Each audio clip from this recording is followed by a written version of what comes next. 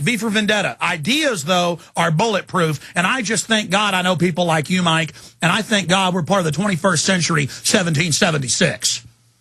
Well, my personal opinion is that the U.S. government is going to go the way of the former Soviet Union. It is on the verge of collapse economically. It has lost the trust of the American people. It literally cannot function because the only way it could control the American people was to lie. We now know about the lies. We're not going to go back to being led by lies willingly.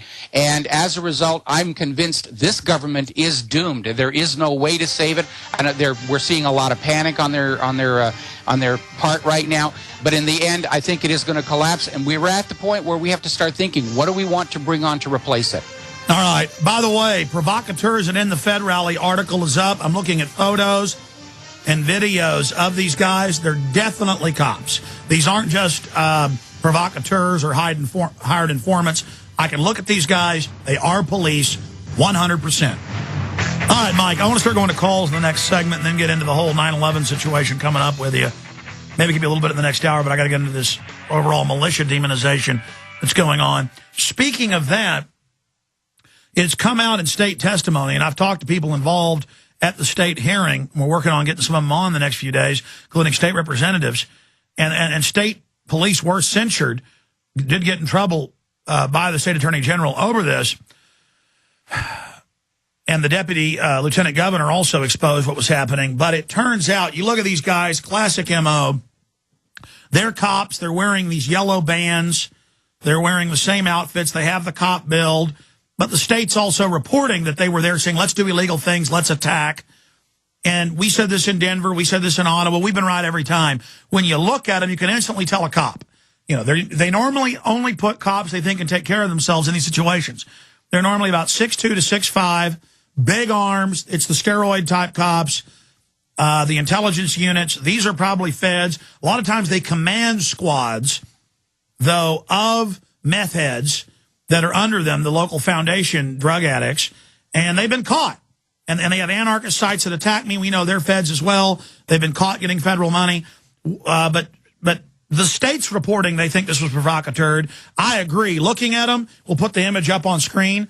It's up on prisonplanet.com, provocateurs at In the Fed Rally. These are cops, bottom line. I can look at you. I can tell you these are cops. Go ahead, Mike Rivero.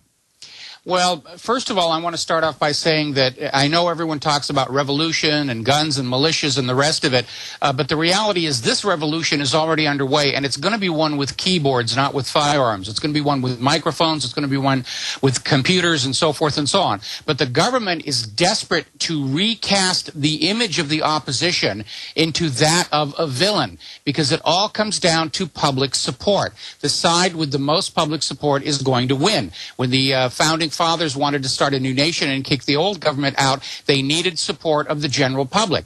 So those of us who want to effect change in this country, we need the support of the general public. We need them out there marching with us, protesting with us, signing petitions with us, urging change. What the government wants to do is put out a bunch of these agent provocateurs to pretend to be part of our group and then behave in a way that will destroy public sympathy for us. I think the classic example of that happened back in the Vietnam War, where the FBI, operating under orders from the Nixon White House, used their undercover college informants, and they're still on there today. Any students listening to this show, you need to be aware of that.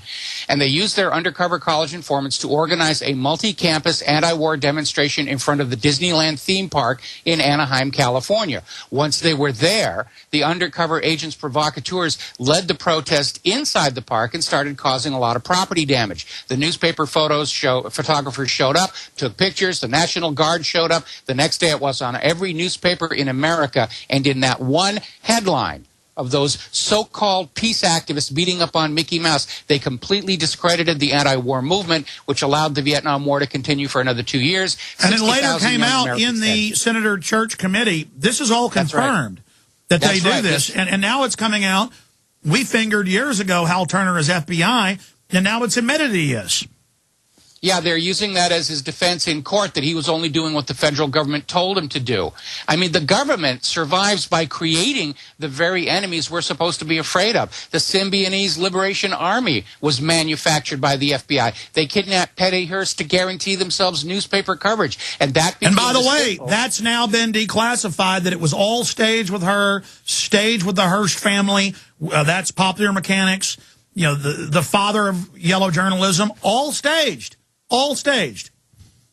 And now we've got the British Secret Service has declassified documents. The whole hijacking that led to the raid on Entebbe was also staged. It was done to destroy popular support for the Palestinians, who had nothing to do with it. And so when you're out there and you're seeing these groups that are saying we're opposed to the government, and they're acting in a way that is just going to scare you, they're probably government plants, because that is the only way the government can destroy sympathy for those of us who want to restore this country to the freedoms that we used to have. They're out there trying to convince you that terrorism, which is made by the government, is the justification to surrender your personal freedoms and rights. That's all they can think of selling you. Because as long as you have freedom of speech and you have the freedom to go out on the net and find information for yourself, the government is doomed, because they've survived so long on lies they don't have anything else to hold them up. Well, Mike, you're right. This is a 2 + 2 = 4 equation. If the whole economy is being converted to police and military and anti-terror, and private groups are making all the money off of it, who stands to gain to have terrorism? Key bono, who benefits? Motive. And then you go look at the evidence, it's them. And so they're going to stage attacks, they're going to shoot people, they're going to do all this, they're going to do another Oklahoma City. I see that in the cards, unless we get the word out. But even if they do it, we just expose that event. They want it to be violent. That tells you shouldn't be violent.